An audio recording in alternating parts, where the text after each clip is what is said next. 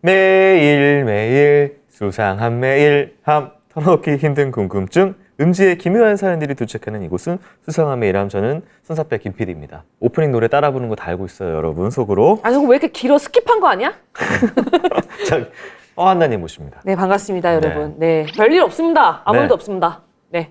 뭐 있어야 돼. 있어야 돼. 잘 지내고 계시네요. 잘 지내고 있습니다. 네. 5월은 푸르구나 우리들 세상. 5월이 다가왔는데 황금 연휴 5월 1일부터 5월 9일, 10일까지 금요일 하루 빼면은 휴가를 아, 5월 진짜? 2일을 하루 빼면은 이게 거의 6일이에요. 왜냐면 어차피 이날 공구 장사도 안 된다고 하더라고요. 맞아요. 네. 그래서 어디 뭐 놀러 나갈까, 혼자 그냥? 그래.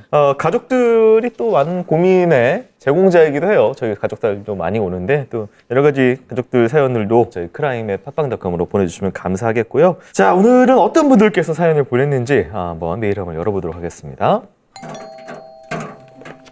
안녕하세요. 다름이 아니라 제가 사연을 신청하게 된 건요, 바로 저에게 늘 일침 아님 일침을 날리는 남동생 때문입니다. 제 남동생은 양가의 귀한 아들로 자라면서 늘 부둥부둥 온갖 사랑을 독차지해왔어요. 약간 표독스럽게 해야겠다. 그래서 그런지 제가 자신보다 무언가를 잘 하려는 걸 도무지 못 견디는 인간이에요. 제가 과장으로 승진했을 때 본인은 아직 막 신입사원이었음에도 불구하고 이러더군요. 사회생활 그렇게 하는 거 아니야. 군대 안 갔다 와서 그런가? 여자들은 꼭 그런 게 문제더라.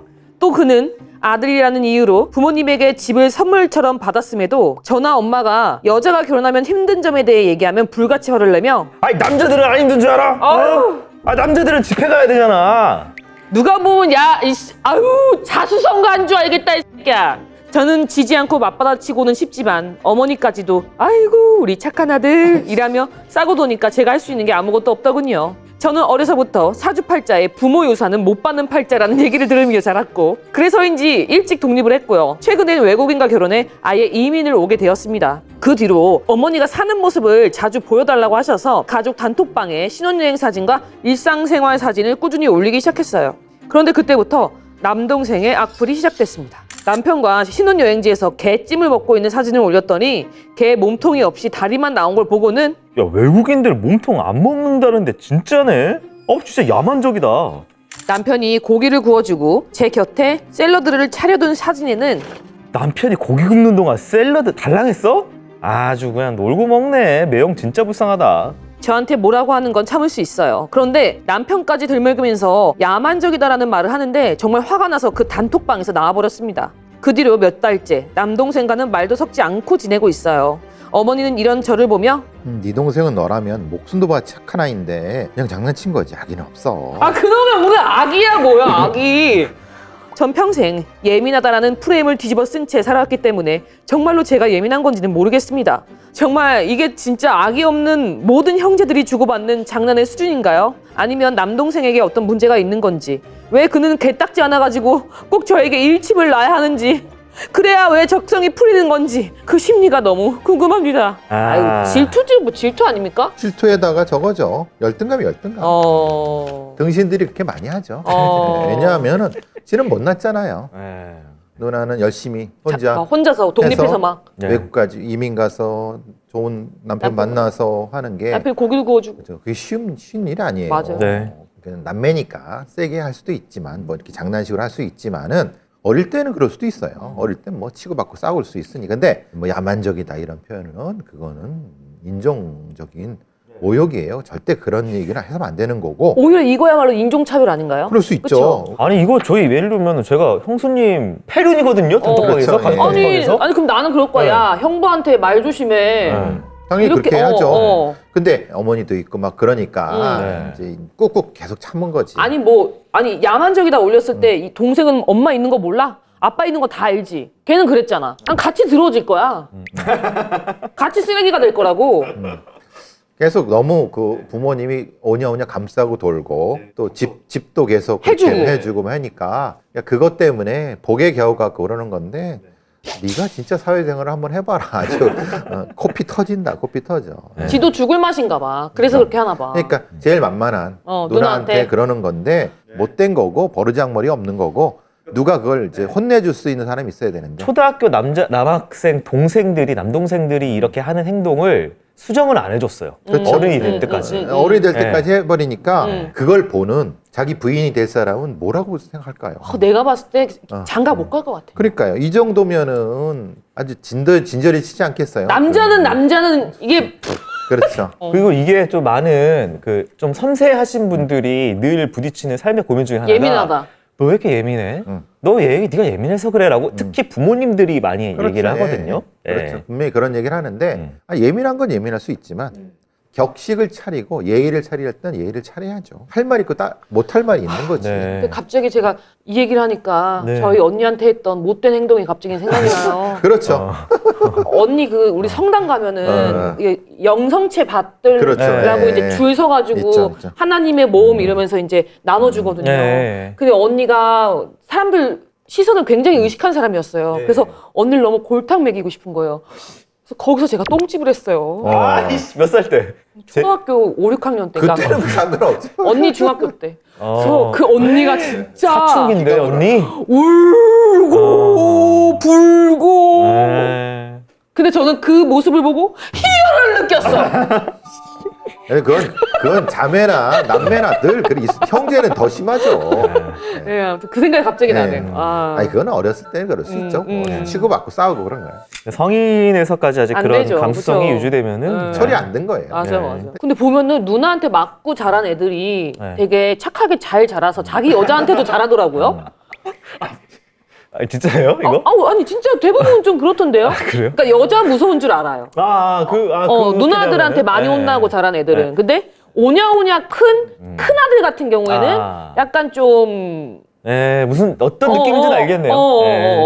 형한테 맞든 누나한테 맞든 네. 넌 아무것도 아니라는 걸 누군가가 알려주는 사람과 그러니까. 네. 그리고 이게 그 예민한 그 부분 때문에 제가 이제 딸이 지금 이제 좀 이렇게 예민한 것 때문에 가족들이나 이제 어쨌든 이런 갈등들이 많잖아요. 애기들이니까. 예민하게 반응하지 말아라는 얘기를 안 하고 다르게 좀 얘한테 설명해주고 하려고 되게 노력을 많이 하거든요. 그 얘기 듣고 자라면 또 그게 계속 막 이렇게 될까봐. 네. 근데 그렇긴 하지. 예민한 성격인 건 맞아요. 네. 그게 아니진 않아. 근데 어느 네. 순간인가 그 단어를 쓰긴 네. 써야 돼요. 네. 써긴 써야 돼요. 왜냐하면 네. 그 단어를 회피하면은 오히려 네. 딴 데서 들으면은 그렇죠. 더 충격을 받죠. 네. 해야 그러니까 돼요. 너는 섬세해서 이런저런 걸 많이 느낀다. 이렇게 그래. 얘기를 해줘요. 근데 이게 이제 예민이랑 섬세는 좀 다르죠. 완전 맥락이 완전히 다르죠. 예. 섬세는 좋은 표현이고 빗대어서 같이 뭐 드라마를 본다든가 아니면 뭘 그림책 아니면 뭐 이렇게 애니메이션 볼 때 막 예를 들면 여우의 이 행동은 굉장히 예민하다. 뭐 그렇게 되면은 우리 안나를 닮았네 이렇게. 뭘 닮았네 빼고. 닮았네 빼고. 다시 말씀드리면 악이 없는 빌런들이 문제인 거예요. 비꼬는 거예요. 남동생이 계속 지금. 악이 없이 하면은 더 문제가 될 수 있어요. 다른 집안한테 못 베어 처먹은 집안이라고. 그러니까 얘기를 해줄 건 해줘야 돼요. 어렸을 때는 모르지만 나이 들어서도 이걸 얘기해 줘야 된다는 게 불행하지만 그 스스로 못 느꼈지만. 자, 알겠습니다. 아무튼 뭐 참교육이 필요한 뭐 그런 시간이 다가왔다 동생의. 네, 그 정도로 정리를 하는 걸로 하고요. 다음 메일 한번 살펴볼게요. 안녕하세요. 이거는 사연이라고 하기엔 좀 그렇고 세 분의 생각이 궁금해서 보내봅니다. 일종의 토론거리인데요. F의 본질은 무엇인가입니다. 우선 저는 학창 시절부터 성인이 된 지금까지 항상 MBTI 상에서 F가 나오는 사람입니다. 다만 T와 F의 비율이 크게 차이 나지가 않아요. 근데 저는 주변에서 T 같다 라는 이야기를 자주 듣습니다. 그 이유는 말할 때 현실적이기 때문이라고 합니다. 예를 들어서 누군가 직장에서 어쩌고 저쩌고 서운했다 얘기를 하면 저는 구체적으로 어떤 말이 왜 서운했는지, 상대와 본인의 업무 분장은 어떤지 등을 먼저 물어봅니다. 그 이후에 너의 감정은 이해가 된다 라는 말과 현실적인 조언도 함께 해줍니다. 그런 경우 또다시 저는 T다라는 말을 듣게 됩니다. T다라는 말 들으면 안 되나요? 잠깐만. 왜 그래? TV인가요? 하지만 실제로 저는 눈물, 웃음을 정말 못 참고 대부분 사람의 감정을 다 이해할 수 있습니다. 또 저나 타인의 감정도 무언가를 선택할 때 큰 비중을 둡니다. 이런 면에서 공감을 잘하는 F 같다라고 느낍니다. 사람마다 느끼는 일명 뭐 F와 T 가르는 기준이 다른 것 같은데 수메 식구분들은 그 기준이 뭐라고 생각하시는지 궁금해요라고 F란 무엇인가에 대한 본질적인 궁금증을 보내주셨습니다. 안나가 생각하는 그 F라고 흔히 얘기하는 본인이 느끼는 그 감정적인 사람들은 어떤 사람들을 일컫는 것 같아요? 뭘 얘기해도 공감이라는 게 어떤 말을 했을 때 상처를 받을까봐 일단 좀 안부를 묻는? 상대와 나의 감정을 우선시 두고 그 다음에 이제 대화 내용을 그런 거지. 생각을 하는. 음. 그 예를 들면 그런 거예요. 나 넘어져가지고 네. 버캔백이 찢어졌어. 사실 나는 얘가 나한테 전화했다는 거는 괜찮다는 걸 알아요. 네. 사실은 버캔백의 안부가 더 궁금해요. 하지만 얘를 그렇죠. 위해서 네. 괜찮아? 어. 나 티인가? 하여튼 저는 좀 그런 편이에요. 네. 저는 버켓백이라는 단어만 안 썼으면 바로 괜찮아 나왔을 텐데 버켓백이라는 게 계속 그치. 도네요. 그치? 그 단어가. 버캔백은 어떻게 됐어가 더 궁금하긴 해. 샤넬백이 찢어졌어 그럼 가방 찢어졌어 하면 되는데 왜 샤넬백이라는 얘기를 해가지고 날 계속 사넬 속에서 뭐 이런 생각이 드네요. 네. 네. 근데 여기 써 있는 거 우리 유 작가가 써줬는데 F가 뭐라고 돼 있냐면 감정을 휘둘리는 게 아니라 가치와 관계를 중시한다. 맞네. 저도 약간 상대방이 걱정스럽다라는 걸 좀 보여주기 그쵸? 위해서 네. 그런 얘기를 하거든요. 관계가 중요한 거죠. 이 감정에 휘둘리는 거를 F라 그러지는 않아요. 그거는 감정 과잉이죠. 그리고 무감하다는 건 T가 아닙니다. 네. 우리가 무감하다는 것과 T를 대문자 T를 헷갈리는 게 네. 무감하다는 건 사페인 거고 네. 흔히 말하는 논리적으로 그걸 이해하려고 하는 거예요. 네. 그냥 이해가 안 되나 봐요, T들은. 그러니까 뭔가 앞에 논리가 있어야 뭐가 이해가 되는 어떻게 건가요? 넘어졌고 어떤 자세로 넘어졌길래 무릎과 등이 동시에 다쳤을까? 어느 정도로 심한 상태일까? 얘가 전화를 할 수 있는 상태면 내가 얘한테 찾아가야 되나 안부를 해야 되나 여러 가지 의사예요, 생각을 돌려보죠 그러니까. 머릿속으로. 근데 무감한 애들은 네. 옆에서 엎어졌건 뭐 했건 별로 관심이 없어요. 왜 넘어졌냐라는 걸 설명할 이유가 없죠. 넘어졌구나 하는 거죠. 그건 그런- 약간 사페고. 그렇죠. 완전히 다르죠. 왜 어떻게 넘어졌어는 예. T. 그렇죠. 어떻게 넘어졌어? 그리고 그 넘어진 것 때문에 다른 어떤 그 연관이 될 수 있겠구나. 그럼 너 병원에 가봐야지. 이런 식으로 하는 게 T지. 전혀 그런 거 없이 그럼 감정이 없는 거죠. 그거는 그런 애들은 사귈 필요 없어요. 전화도 안 할 필요도 없는 거고 얘기할 필요도 없는데 보통은 그것이 다른 것과 어떻게 연관되는가에 대한 것을 이른바 같이 얘기하고 싶은 거니까 T가 되는 거라고 보통 얘기를 하는데 뭘 강조하느냐, 네. 뭘 앞에 두느냐. 아니야. 왜요? 왜? 오경주 사이코패스 같아요. 잠깐만. 잠깐만. 그 고깃집에 가서 그 고기 국물이 그 고기 기름 있죠. 네. 뜨거운. 네. 그게 제 다리에 떨어졌어요. 아이고. 청바지를 입고 있었는데 근데 갑자기 오경주가 뭐라 했는지 아세요? 왜요? 이거 좀 저 사이코패스 같아서 너무 뜨겁잖아요. 사이다 서비스! 사이코패스. 뜨거운 그 기름이 떨어지고 내가 해서 그걸 보더니 헤이 사이다 서비스! 우리한테 상처를 줬으니까 서비스 달라. 오, 그 사이코패스 몇 아니에요? 단계를 넘어갔고. 이거 사페잖아요, 솔직히 이거. 술을 어떤 분위기였어? 술을 많이 먹었어? 아니에요. 초반이에요, 초반. 진짜? 네. 그러니까 그냥 그거는 이제 안나를 네. 안심시키기 위해서 그렇겠죠. 안심이요? 여기 살이 타 들어가고 있는데요? 그래서 내가 바지 내리고 이거 봐! 내가 그래서 그때 뭐래? 그때 그렇게 아픈 줄 몰랐어. 그러니까 몰랐을 게는 그런 거지. 아기가 없는 사이코패스 아니에요? 이거야말로? 오늘 악의 없이 많이 열받네. 나가네요. 많은 사람들이. 네. 네. 그 유튜브에서 특히나 요새 그 T가 많이 좀 조롱의 밈으로 맞아요. 쓰이고 있는 것 같은데 같은 T 입장에서 교수님이 많이 이거를 분류를 해줘서 오늘 많이 좀 채점이 내려가네요. 네. T는 사페가 아니다. 그렇죠. 공감의 시대에 과잉 T에 대한 과잉 안티 T 반응이 나타나는 것 같아요. 잠시만요. 교수님 뭐예요? 저는 T죠. 늘 얘기하지만 MBTI를 믿지 않습니다. 그래서 전 중간쯤이라고 해요. 네. 티 냄새가 나는데. T 냄새 나죠. 그런데 이제 너 T지라고 하는 의심은 왜 공감이 안 돼? 왜 우리랑 섞이지 않아? 그런 반응인 거죠. 근데 그런 경우는 대부분 T가 아니라 네. F가 적은 T죠. F가 적은 T. 네. 그래서 그것을 네. 그렇게 얘기를 하는 거죠. 누구나 사람 새끼면은 T든 F가 아니든 있다. 뭐든 딴 사람에 대한 뭐 연민과 이런 건 당연한 있다. 거, 있죠. 예. 그래서 너무 걱정하시지 말고 네. 다만 아이들이 지나치게 무감하거나 아니면 그런 것을 할 때 반드시 의사 선생님한테 확인을 받으시라. 그거는 좀 T인지 정신적인- 아닌지. 아니 그게 정신적인. 아니라 양육 단계에서 감정에 대한 어떤 부분들 때문에 네. 그 양육 방법을 바꾸거나 할 때 그런 걸 바꿔야 되는 거지. 이거 봐. 약간 티 같으면 병원 가라는 거잖아요. 그렇죠. 성인들은 지가 알아서 하고 F 같으면은 병원 가요? F는 약간 티가 그러니까 나. 너무 많이 막 감정이 이렇게 요동치는 아이도 데리고 그런 가잖아요. 거야, 그건 만약에 가야지. 막 울고 불고 네. 막 그 감정인데 감정 네. 과잉이지 그거는. 네. 이거 봐. 티 같으면 병원 가라잖아. 아니야, 아니라고. T 아니라고. 네, 그거는. 제가 오해했네요. 자, 다음 메일 한번 살펴보도록 하겠습니다.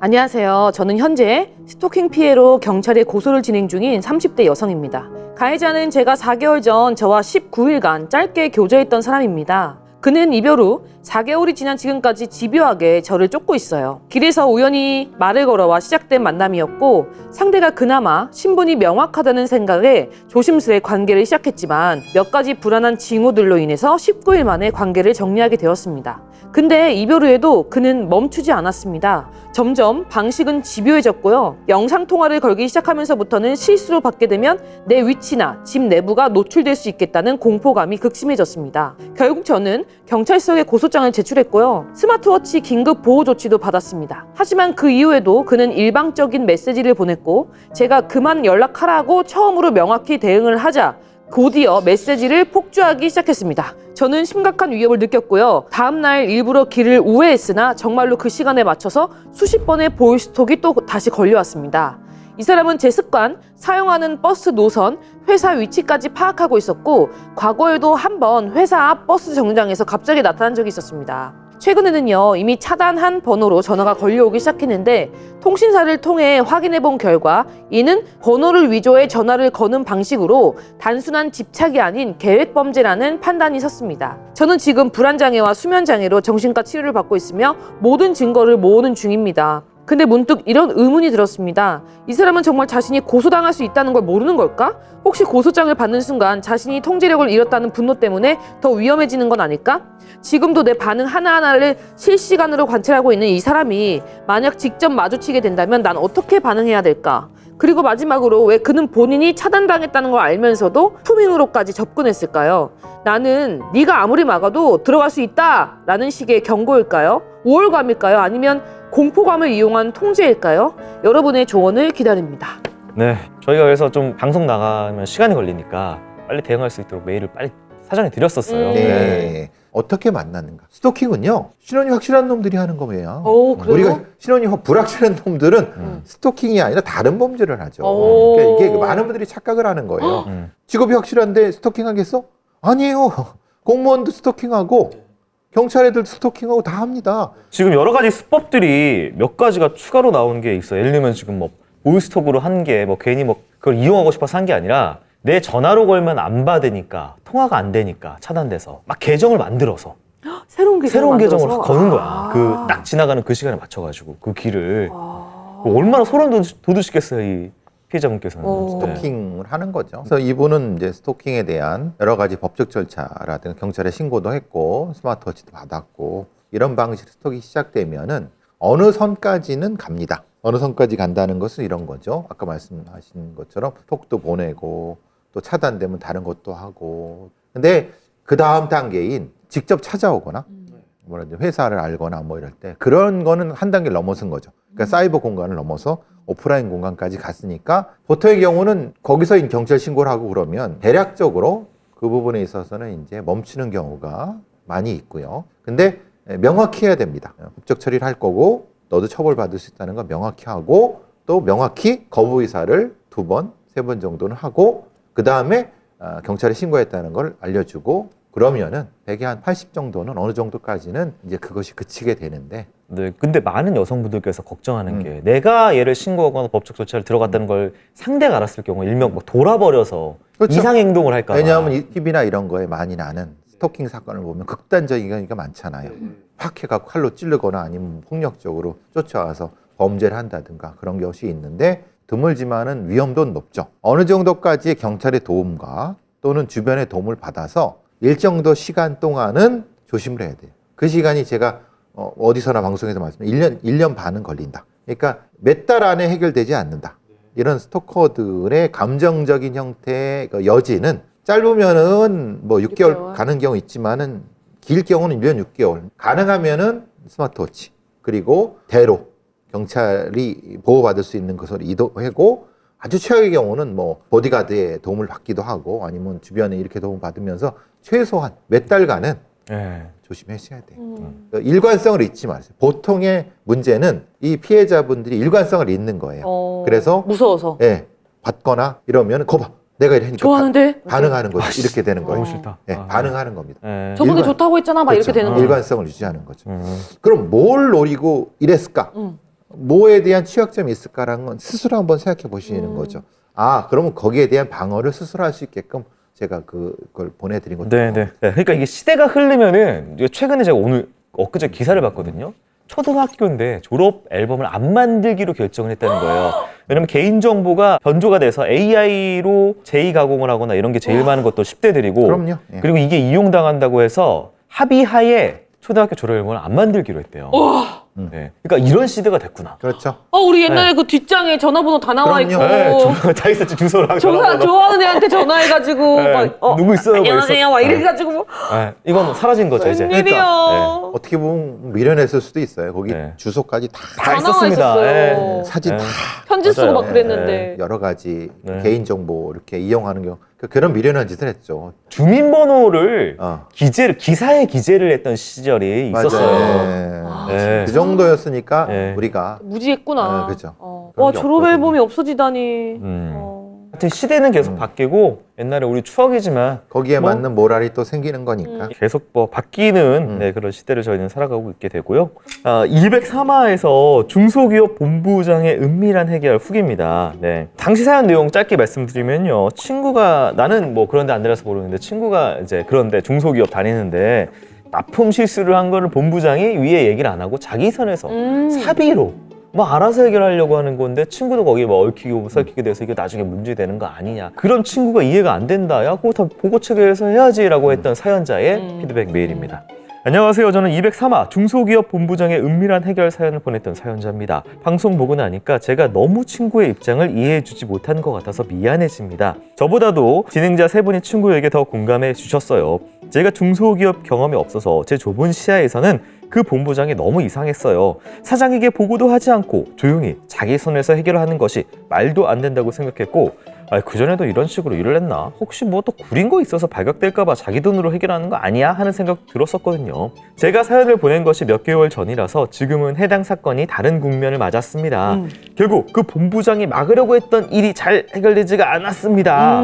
사장님 모르게 공단에서 심의 중이던 일이 결국 기각돼서 사장에게 공식적으로 통지가 가게 됐고 본부장이 숨긴 사건을 사장이 알게 되는 상황이 되었습니다.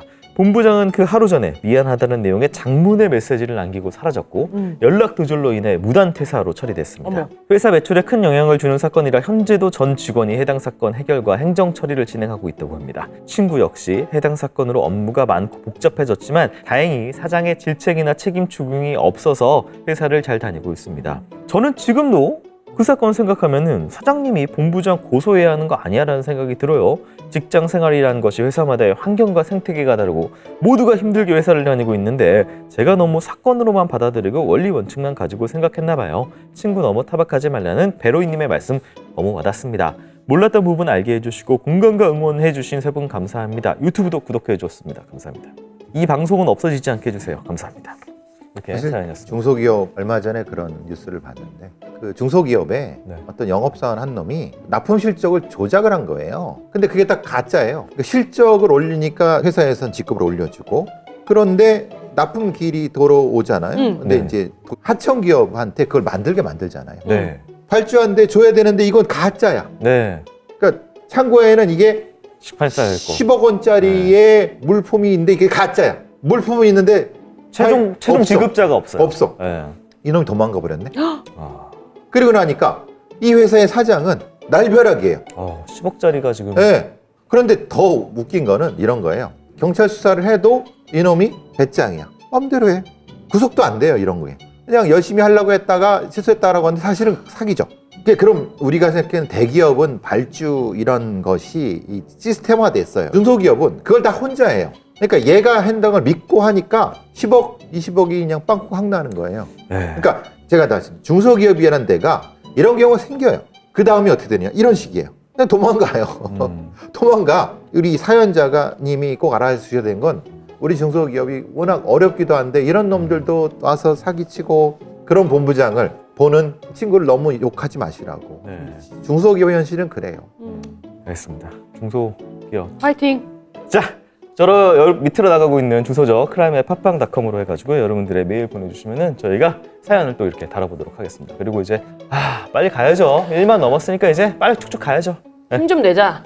진짜로. 빨리 엄마 거, 동생 거, 아빠 거. 그렇게 3명씩만, 지금 10,000명이잖아. 그럼 3개씩만 아이디어 더 만들어봐. 3만이야. 근데 이제 항상 하는 얘기가 네. 우리나라에서 법적인 문제가 되면 외국인들을 동원해라.